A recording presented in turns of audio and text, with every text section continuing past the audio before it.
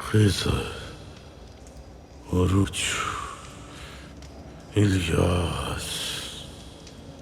इंतजार करो कुछ देर, बहुत जल्द तुम अपने भाइयों से मिलोगे।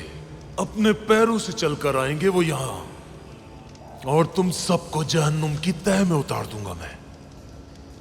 मेरे शेरों, जल्दी आओ यहां, जल्दी आओ। या अल्लाह मेरी मदद फरमा।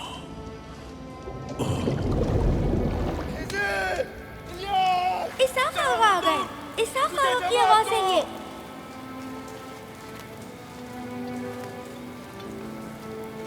इसाक आगा, हम यहाँ हैं। इलियास! आगा इसहाक आगा आए हैं। हाँ, आओ। क्या हुआ है? यहाँ कैसे आ गए तुम लोग? उरूज आगा का पैर जख्मी हो गया है, ये चल नहीं पा रहे हैं। मुझे बहुत डर लग रहा था। हमारे ऊपर से काले परिंदे गुजर रहे थे। वो बहुत शोर मचा रहे थे। डर गया था मैं इसाक आगा। ठीक है, बस अब मैं आ गया हूँ, डरने की कोई बात नहीं। चलो सब ठीक है, आ जाओ। एक भाई दूसरे भाई को मुश्किल में नहीं छोड़ता।